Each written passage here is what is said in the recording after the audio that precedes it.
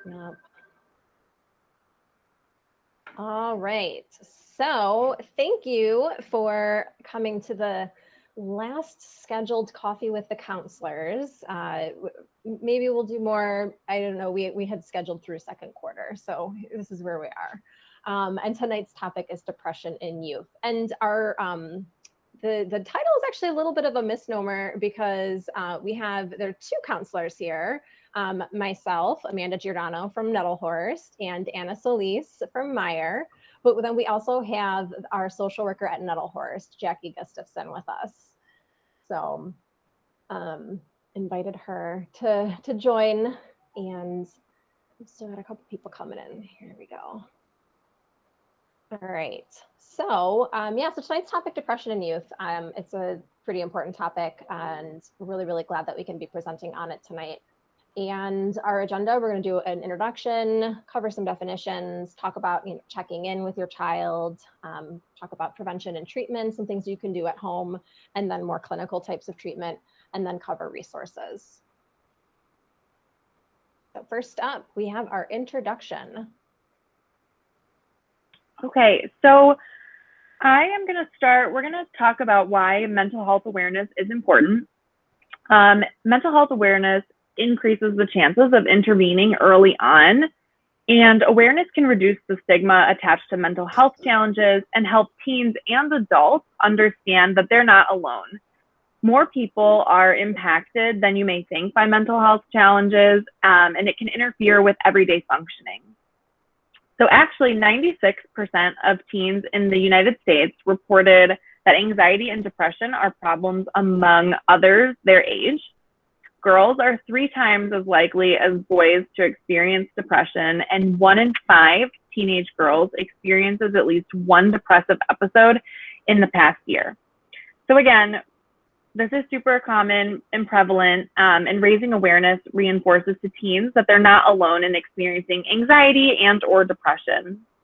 And if they don't experience it themselves, conversations and increased awareness can help inform them about warning signs, risk factors, symptoms, and prevention for their peers. Further, studies indicate that youth diagnosed with depression are at significantly higher risks of attempting suicide, even into adulthood. And between 2007 and 2017, rates of teenage suicide increased by 59%. So conversations about mental health and increasing awareness are important tasks in supporting children, teens, and adults in understanding the importance and prevalence of mental health that surrounds us. So if we can go to the next slide, we can see that nearly 1/3 of middle school students reported that they seriously considered attempting suicide, and nearly 15% of middle school students did attempt suicide. As the graphic on the right-hand side of our slide shows, middle school students who seriously considered suicide has steadily increased from 2009 to 2019. And I didn't appropriately credit or title this, but these are statistics from CPS students.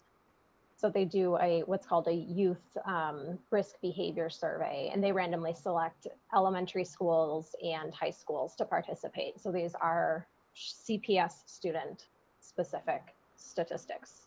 It's a lot of symbols. Thank you.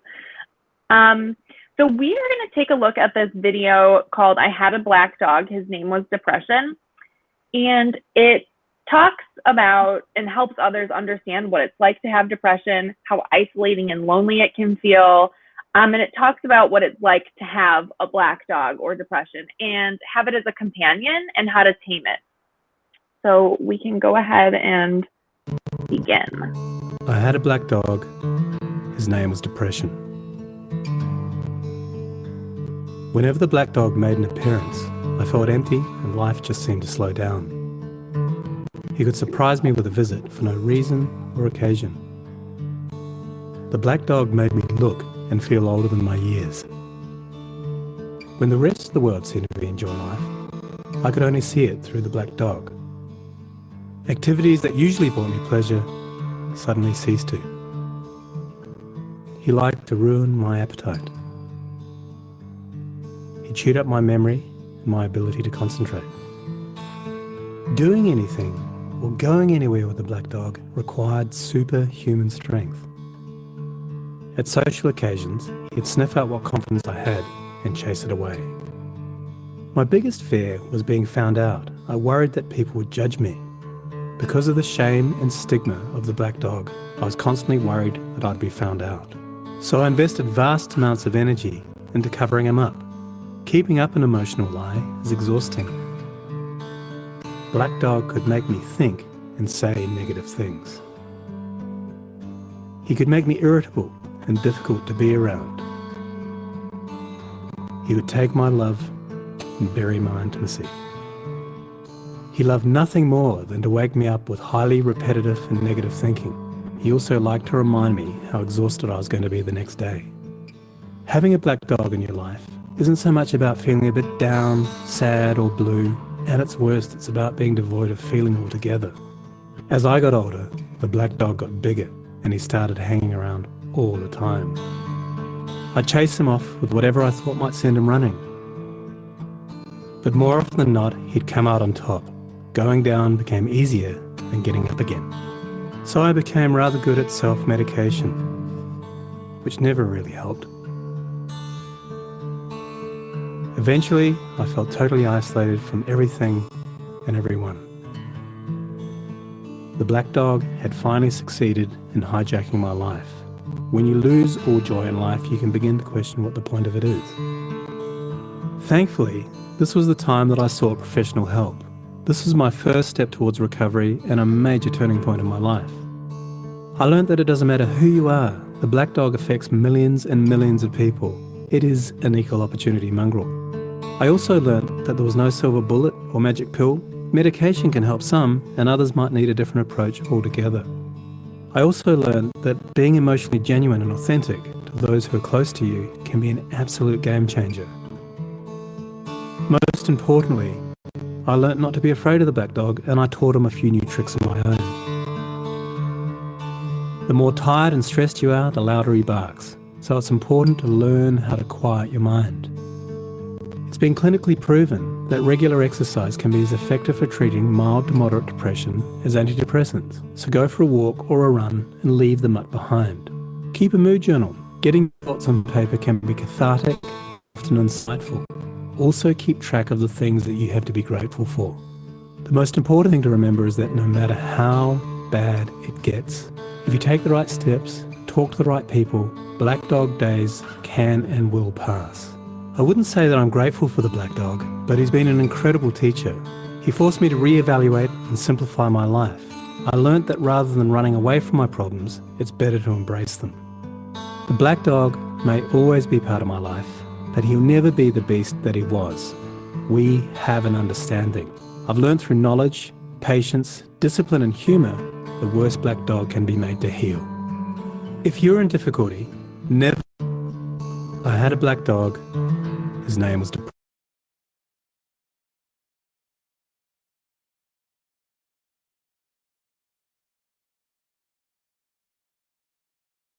Okay, so just a really, really nice overview of what it can feel like to be depressed, and even towards the end, some of the things that you can do about depression. And that's actually a video that we show in a small group that we run for middle school students to help them understand depression. So as we continue, we're going to go into some definitions here because there's unfortunately a lot of jargon and some of it we can avoid, but for others we want to just define. So we talk about risk factors.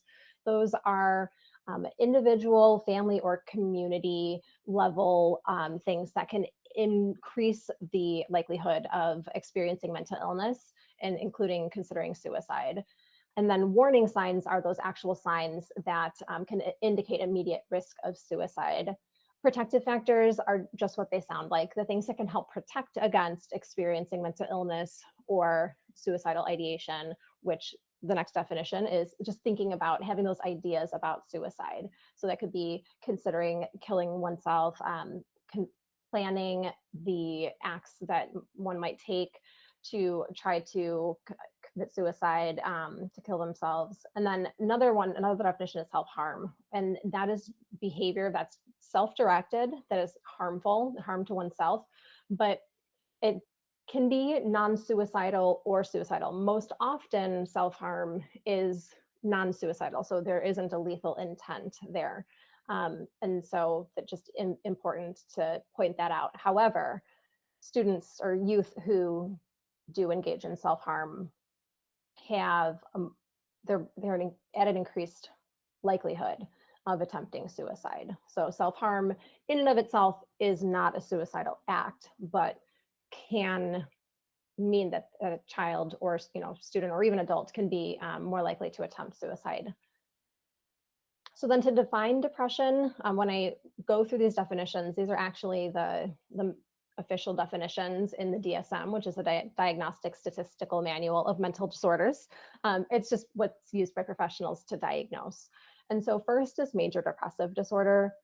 And in this, symptoms are really intense. So you'll have very, very big symptoms, but the length that they stick around is a little bit more shortened compared to a dysthymic disorder. And so in major depressive disorder, you'll have about at least 2 weeks of symptoms, but they usually last less than 4 months with treatment. And then, they'll have a really serious impact. So it'll be really obvious. It'll be like the person that's really having a hard time dragging themselves out of bed. Like everything is just a giant hurdle. And dysthymic disorder, AKA dysthymia, is less intense, but longer lasting. And so, it might fly under the radar a little bit. We might sometimes attribute it to just personality, rather than that person where we look and we see, okay, they're completely unable to go through the motions of everyday life. And then bipolar disorder is the third type of mood disorder under that umbrella that depression falls under as well. And so bipolar is a cycle of depression and mania. So those manic episodes are really elevated mood, really irritable, a lot of energy. There can be other things that go along with mania too. And so we can see the statistics: about 5% of youth will experience an episode of major depressive disorder. About 3% of youth will be diagnosed with dysthymic disorder. And then really small number, it's hard to estimate, but about 1% of youth with bipolar disorder. And then we have those statistics about girls being more likely to experience depression. So thinking then more about depression and then getting into the links with other mental illnesses. All mental illness is caused by a combination of factors. So there's never just one thing to blame. There's genetics, there's brain chemistry, there's environment. And so, we can have someone who has a genetic predisposition, but maybe their environment is stable, supportive. They don't experience stress or loss or anything like that. But then down the line, they do have that stressful event or a traumatic, unexpected change. And then that's when they might develop a mental illness. So there are just a combination to look at of factors. Those who experience one depressive episode are really likely to experience further episodes down the line. And usually they're more severe. So just to know, like if you do have a child who has major depressive disorder and they get better, just to keep an eye out for it later, because it's very likely to come back again. About 2/3 of those with depression suffer from another mental illness, co-occurring disorders. Usually depression is a secondary, so they'll present with another mental illness, and then the depression might come later, and it is affecting them, but maybe not as much as their primary mental illness. And anxiety is often a precursor to depression in adolescence. So they'll develop that anxiety. And a lot of times what happens is when they're unable to kind of cope with all of that anxiety and they see the way that it's affecting them, then they'll develop those depressive symptoms. And we saw in the video, stigma about mental health prevents a lot of people from seeking treatment. So we really do need to shift seeing mental health as someone's problem or someone's fault or being crazy or whatever the misconception is, and viewing it and talking about it with our kids as a part of physical health, which it is. We wouldn't shame someone for having cancer. We wouldn't shame someone for being, diabetic. The same should go for people with mental illness. So then I think the one thing that people really want to know is the signs. What are the signs of depression? And this is a really lovely visual that breaks it down into thoughts, feelings, and behavior, which is something that if you've been to our other workshops, we've talked about that CBT, that cognitive behavioral triangle. And so we recognize that our thoughts and our feelings and behaviors are all linked. And so this outlines all of the factors that you can be looking out for in each category. And you'll notice there are things on here like no energy, right?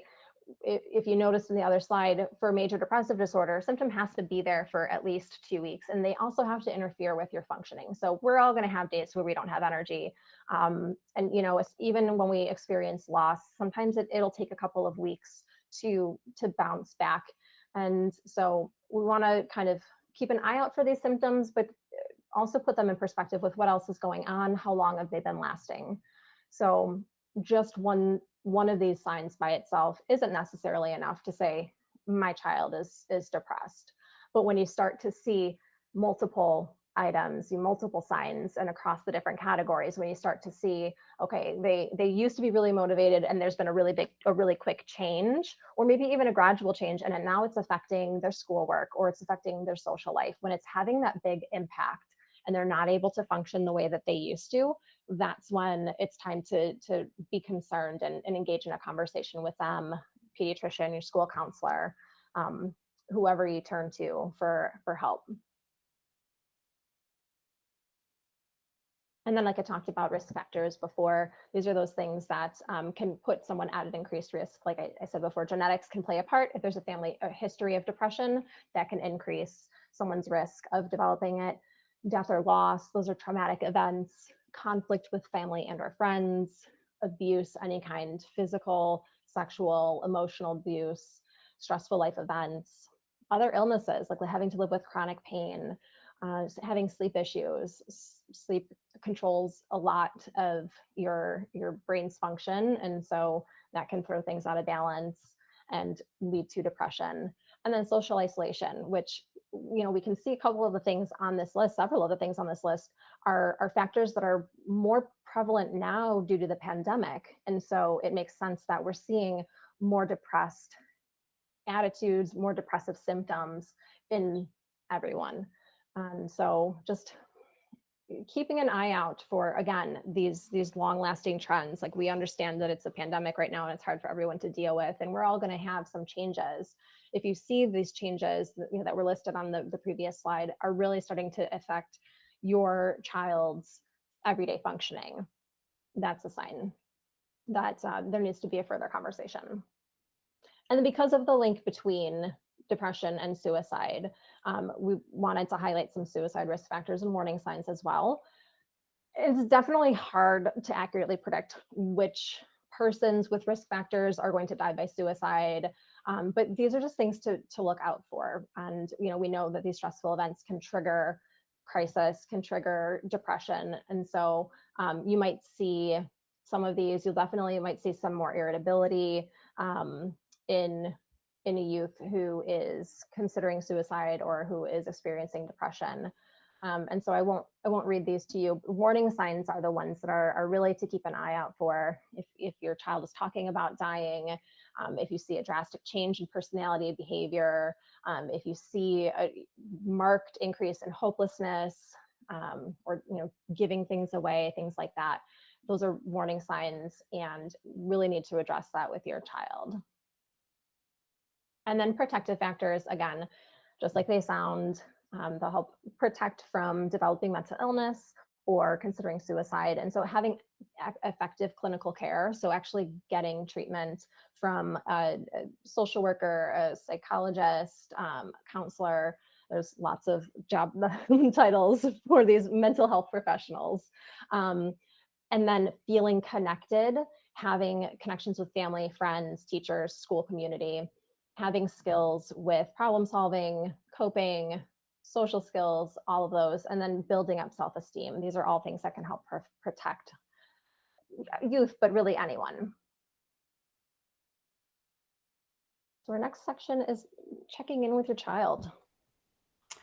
Yes. So I'm going to talk to you a little bit about, just understanding that during these times of uncertainty, sometimes inconsistencies in our schedules, it is probably the most important to be checking in with your children, just understanding and trying to see, how they're feeling, and being consistent in your check-ins is extremely important. So, it really is an opportunity. Sometimes it just requires you to check in and connect with in a way where, it's just comfortable for the both of you. So even like cooking together, watching something together on TV, making a plan to engage, and then really open up the conversation. So, allow for them to know that the conversation with you is about their safety, and let them know that you are going to provide a listening ear for them. Affirm and support them. If they say that they need help, let them know that you will do your best to help them. And if not, you're going to look for a resource to provide the help. Be genuine. And I think as educators, sometimes too, we always have this conversation of the value of telling a child that you don't know, but you will find the answer to something that they're seeking. So if you don't have the immediate answer, to be able to say, I don't know the answer to that question, but I'm going to figure it out and find it out for you. Also share, you deliver just some humanness to your own self, and let them know that, let the kids know that you too are working towards, trying to get an answer for them or connect with them. So that is extremely important. And it's okay to say, again, it's okay to say to them, I don't know the answer to that, but I will find out. Next slide. Of course, we are living some really unprecedented times. And so kids are worried and they're struggling with keeping their emotions under control. So you can speak to the change in their mood if you've noticed it more than anybody, because they have been spending so much time at home. And it's important to let them know that you are noticing those changes in their behavior. Letting them know that you notice something allows for a possible conversation starter, right? So there is an opportunity for them to maybe just affirm that change for you, and they can share a little bit about why that change is occurring. Some advice to a parent, like if you're noticing some change in behaviors, it's important to keep, like a journal or note or a Post-it note nearby so that you can be more mindful. So many things are happening in one day. People are working from home and you're trying to juggle all of these different things right now. So just even keeping like a note on the side that's giving you just a reminder, space to keep note, to be like, I should talk about this or think about this, or I'm noticing this behavior, can be very helpful. And again, just pointing out some things that you're noticing, and allow for the open conversation to begin. So you don't want to, it's not necessarily in a judgmental way, but just simply saying, I've noticed that you've been in your room for a long time today, and just kind of leave it there and see what the response can be. Next slide. Another way to engage in conversation is to say that you care. I'm concerned. This isn't typical behavior for you. If you're feeling sad, like you deserve to feel better, this is kind of just a reminder that things are different and we're all kind of doing this together, and we're all going through this currently, right? The pandemic together. But in other times too, just to say that, for kids to know that somebody's there and available to listen is extremely important. And then offering the question of like, how can I help? And you'd be surprised at sort of the answers that kids give, because they are oftentimes quite in tune with their emotion and also ways in which to support them. So I think it's important to, give them that option, and to possibly share how you are able to help them. You want to be giving kids some choice, but you also want to be firm. So, it's like, for parents, I think it's such a juggling act, because while you want to be able to be understanding, right, you also have to definitely also reaffirm them and also give them some boundaries. So it's like, you want to be able to offer support, and then you also want to be able to say, we're going to get through this together, and here's some ways that I can help you, and these are some things that I'm going to do, but let's just try to compile all these things together. So sometimes, again, like I said at the beginning, sometimes it could just be engaging in an activity that you maybe haven't done in a while, or something that connects just the two of you. If you have a household of just two people, finding some time where you can actually spend some time together, that is not really about finishing up chores or getting homework done, but genuine time together. And if you're in a bigger household, separating and making some individual time for this child could be very helpful. Next slide. If you're worried, I think it's important to pay attention to sort of like how the behaviors that kids are exhibiting, and these are questions that oftentimes us as counselors and social workers have to sort of ask kids within our own school setting. If a child mentions hurting themselves in any way, we are sort of required to engage in these conversations with them and asking them, like, have you had these thoughts of suicide? And for a younger child, sometimes they will use the word death in their writing, or a teacher will report and say this is something that came up in their work. And we'll engage with the child and ask them if they've made a plan. And it's really about understanding sort of like where their thoughts are coming from, and trying to get a sense of like the association between death and what they're feeling. So we're trying to understand sort of what's going on. And then, you want to ask them, like, if you have made a plan, what would the plan be, so that we can get an understanding. And it's something that you can also do at home. You might want to refer to it as like, have you thought of harming yourself, if you don't want to use the word suicide, if the child seems to be younger. But it's important to sort of tap into what they're thinking. And the research does show that just because you ask these questions in relation to suicide, they're not necessarily going to push the child to have those thoughts. So it's important to sort of check in with them and see. And of course, at hearing that, you want to call out for a resource to be able to get your child some immediate help. But it's something that you do, and it's really 3 simple questions, and you will sort of know as you begin to engage in the conversation if it's a thought that they've had, and they will share it with you. Next slide. Yeah, you'd be surprised how often I think kids are just waiting for someone to ask that question. Absolutely. And how open they'll be once you do ask. Yes, absolutely. All right, so moving on to prevention and treatment. So on a positive note, we're going to talk a little bit about good mental health and what we can do, at home or in school to help students and ourselves have good mental health. And so good mental health helps lessen the impacts of stress on our bodies and minds. It's good to practice now, given the pandemic. I know we're kind of all weathering the same storm of the pandemic. And so practicing good mental health can be something that you can do with your family together. And that rolls right into one of our strategies for good mental health, which is, spending quality time together, being around others. Among others are exercise and nutrition. So even if it's just going outside for a 10-minute walk or walking around the home, and having good nutrition. A good sleep schedule is important, making sure that we're getting around 8 hours of sleep. Sun exposure, of course, difficult in our Chicago weather, but any time that we do have sun, taking advantage of that sun exposure.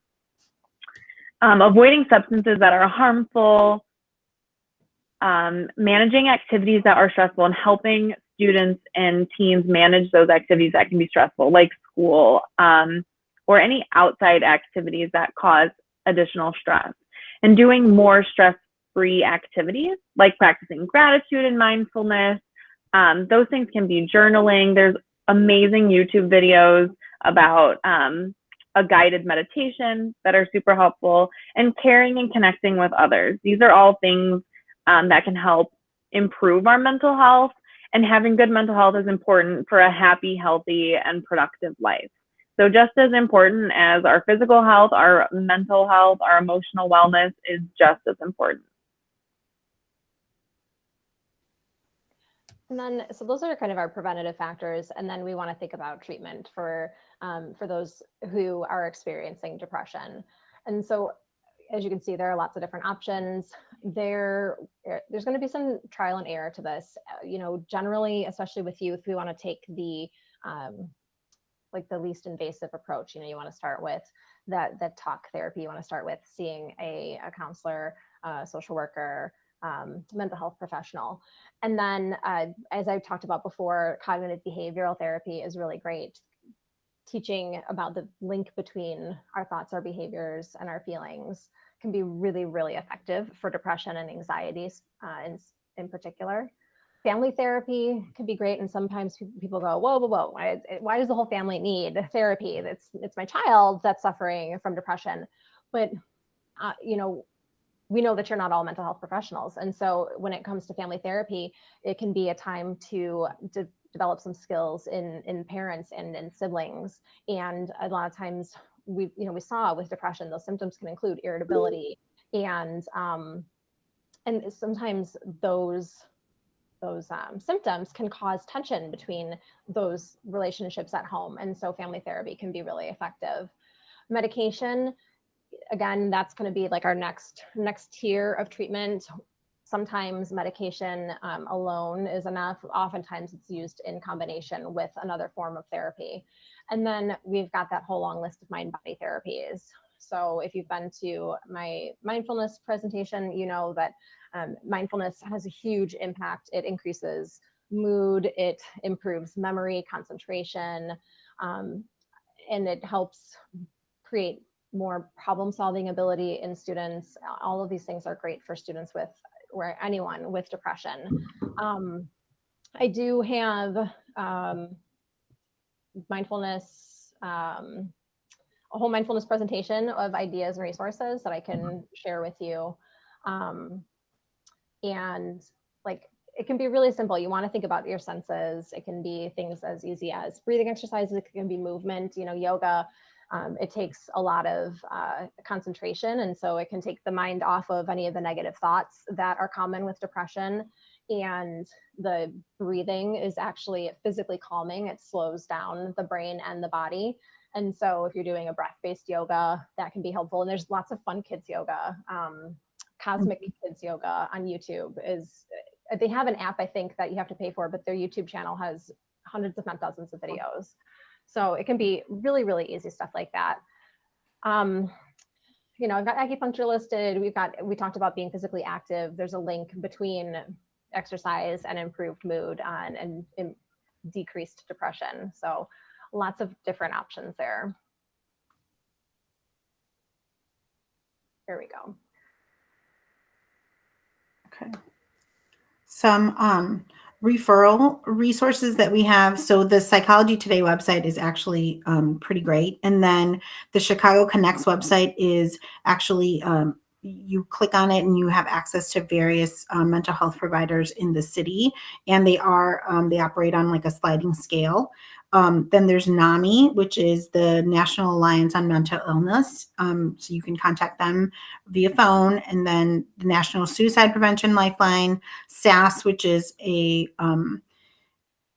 screening and assessment and supportive services that is used in schools often, but families do have accessibility to them if you do not have a private insurance. Of course, reaching out to your pediatrician or your family doctor, sometimes calling your insurance company to sort of get tap into what things are available is also a good resource. And actually, I wanted to highlight, so just in case you didn't see on the slide, someone asked in the RSVP, one of the questions was about free counseling resources. And that Chicago Connects website does let you filter the results. You can search by your zip code, and then it lets you filter by free, sliding scale, self-pay, because sometimes self-pay prices will be different from insurance pay. So I will say that there aren't a ton of free services, and a lot of the ones that were there are they're for specific populations. So for instance, there's one that provides free counseling to people who have survived abuse or are enrolled in a specific program with the company. So you'll just have to be aware of what some of those catches are. And it was all very clearly listed on that website, but I just wanted to point out that that one does let you look by sliding scale and free and things like that. Unfortunately, it is hard to find. So then we do have some other resources. There we go. You can link onto these. These are Erica's Lighthouse, and they have a plethora of resources for families. Just really handy, very easy to read, easy to follow through on all of these links. They're really very excellent resources.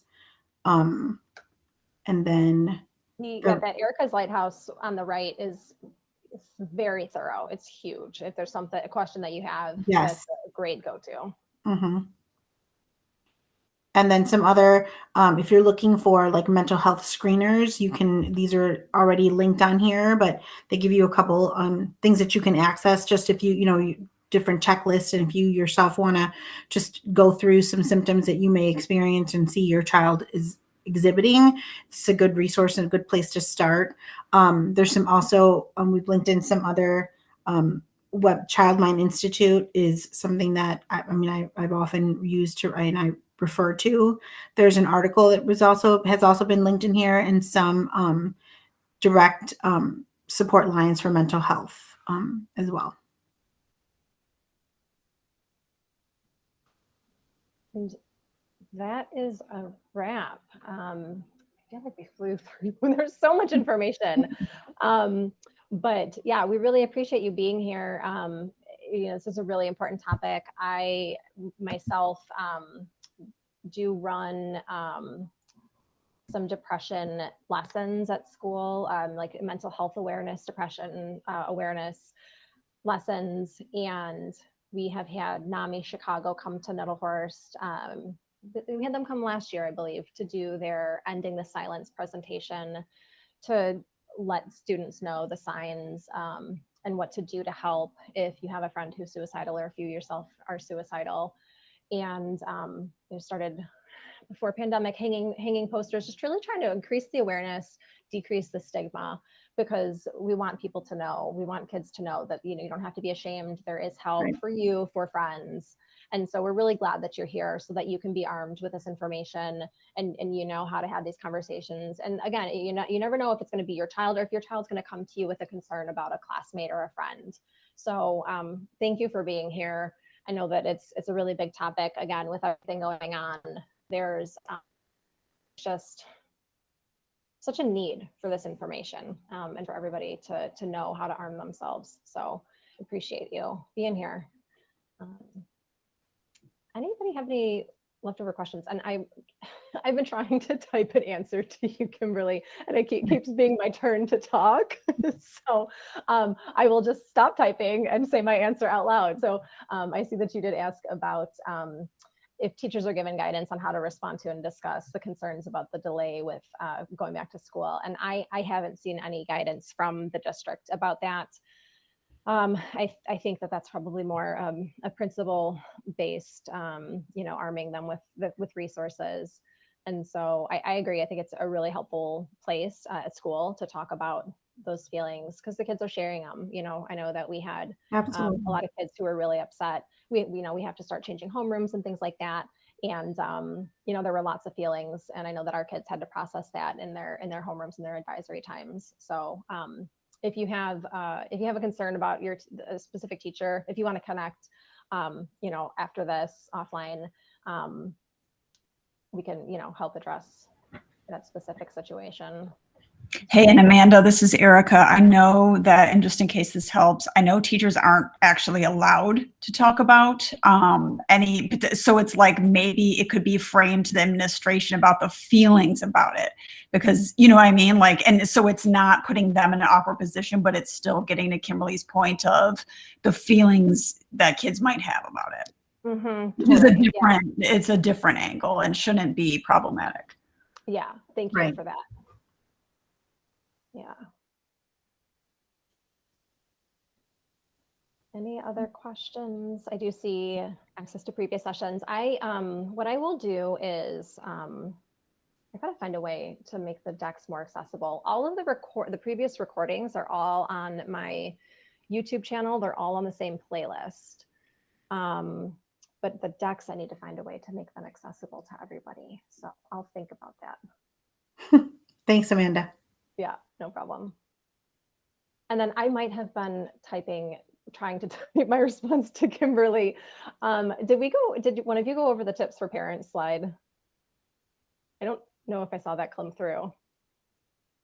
I don't think we went through the slide. Where it would go. Oh, this one. I don't think we went through that slide. I did skip right over that. Yeah, I think it might have. Oh, you know what? I think it delayed when I was trying to click, and then I clicked again, and it might have just skipped right over it. So here we go. Tips for parents, because specifically this was I mentioned this one with Molly in mind. So some tips for parents. So these are derived from intervention tips for school counselors, but I think almost all of these you can do at home. So why not pass them along to parents? So for tips for helping your child who is experiencing depression, strengthen your relationship with the child. As Anna said, like whatever you can do, engage in an activity that they like, just to try to strengthen that bond and increase that openness, so that they'll talk with you. Help your child build a feelings vocabulary and help them identify what they're feeling. Because a lot of times kids who are suffering from depression, they don't know what they're feeling. They can't figure out how to put a name to it. And so you can have visuals, you can just ask them, you can give them options like, are you feeling sad, disappointed, lonely? You can also ask them to rate the size of their feeling. You know, how big is it? Is it on a scale of 1 to 10? And then you also want to, again, teach the connection between their thoughts, feelings, and behaviors, because they might not know. They might not notice that, you know, when I'm feeling sad, then I say unkind things to my classmates, and that makes them not want to talk to me, which then makes me feel lonely, which then keeps going. So pointing that out, they can really understand it and have an aha. You want to point out and challenge their negative thinking in a positive way, because you don't want them to feel like you're calling them out, you're nagging them. So you want to ask things like, is there another way to look at that? You know, do you have any evidence?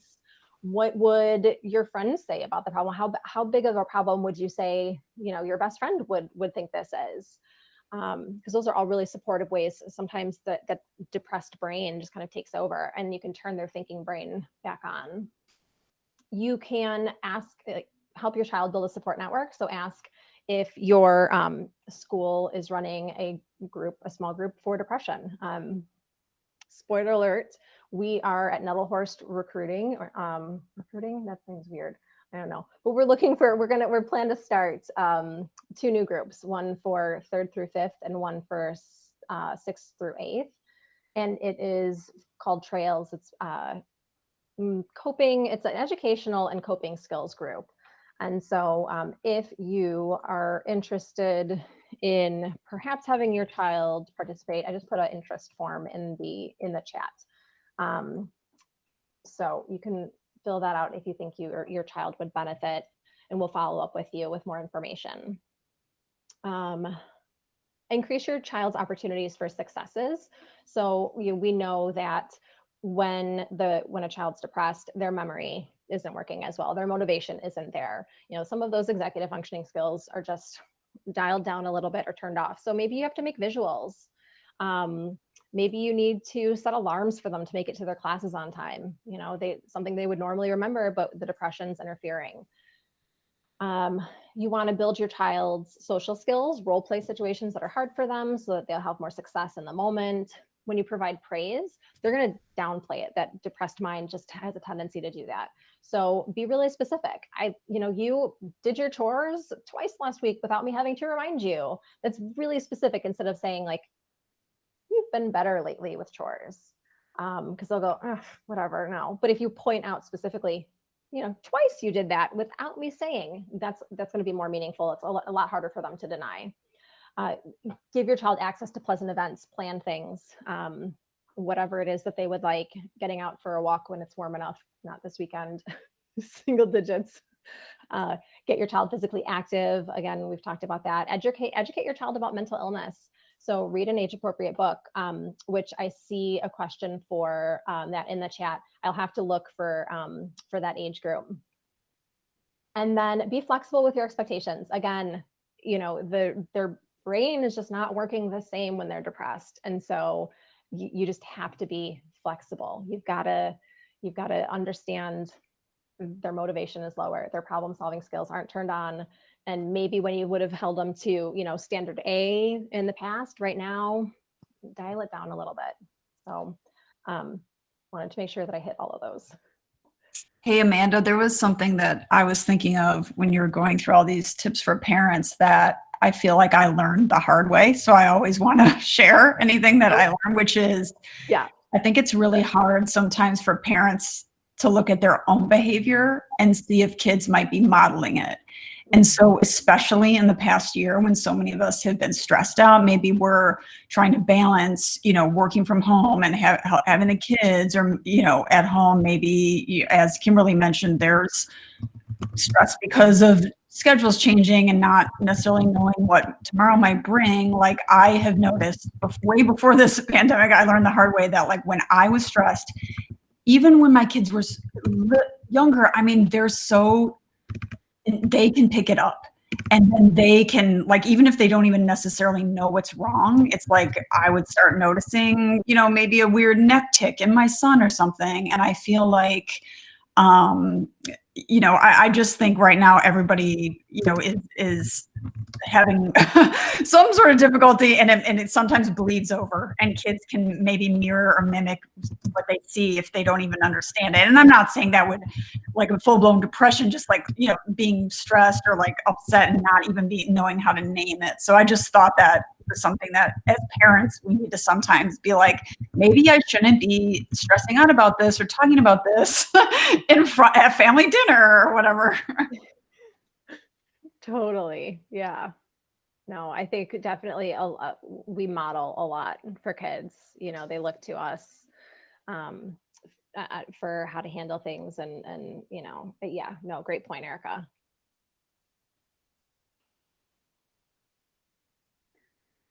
All right. Anybody else? Any nuggets to share? I was going to share a book title that comes to my mind real quick is My Many Colored Days by Dr. Seuss. Is a really good book about just your different emotions and just the different colors that you're feeling on different days. It's a really great conversation starter. I think that's a really great book.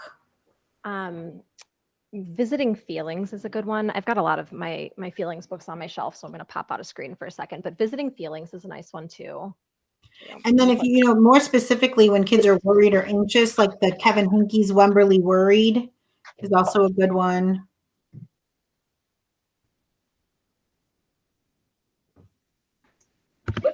Can you just repeat those one more time, please? I'm trying to make a note. Yeah, sure. So My Many Colored Days by Dr. Seuss.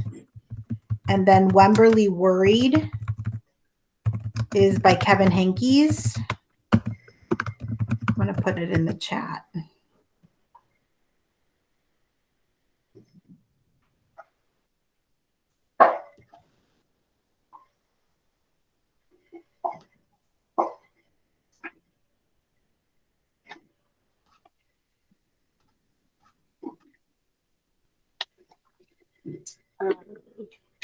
So this is Visiting Feelings. So it's along the same lines as My Many Colored Days. It's a really nice open approach to talking about feelings and how they come and how they go and how they feel.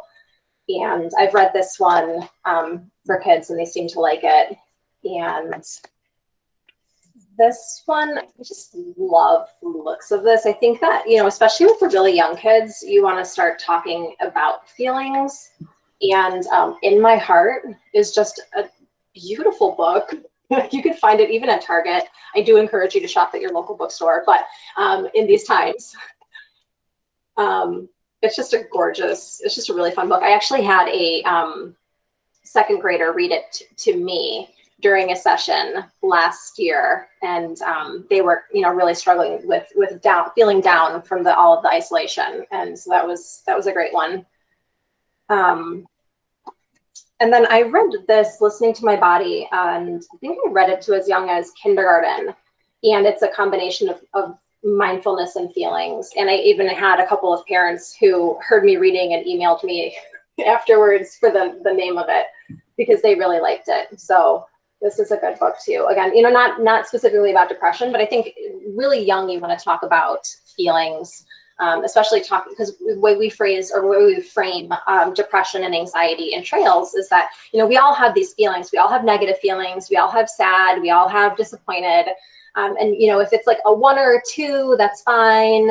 But when it gets to be an 8, a 9, a 10, and it's for a really long time, that's when it turns from just having a feeling, having a day of, you know, like a bad day of feelings, to suffering from depression and anxiety. So that's why developing that feelings vocabulary can be really important.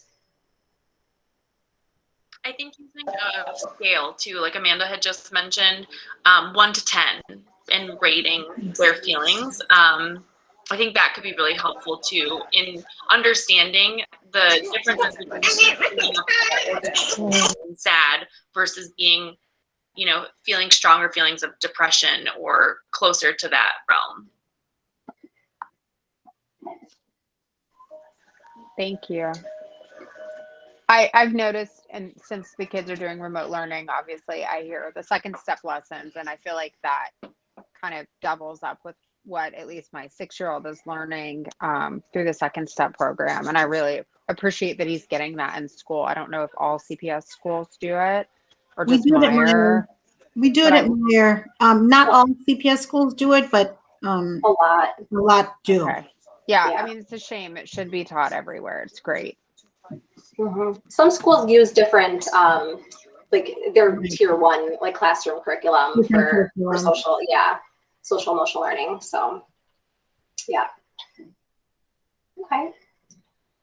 Well, if nothing else, then we're gonna wrap it up. If we plan anything, you know, we'll definitely send out invitations. You know, if there's something that you would really, really, really like us to present on, you think that you know, parents would really benefit from, let us know. We're open to it. We just kind of jotted down all the ideas that we had, and we've kind of reached the end. So let us know. We're open to it. But we appreciate you being here. We appreciate your time. You know, we're always available, and hope you reach out. So take care of yourselves, your families. We'll see you. Have a good night, everybody. Yeah. Bye-bye. Thank you. Thanks.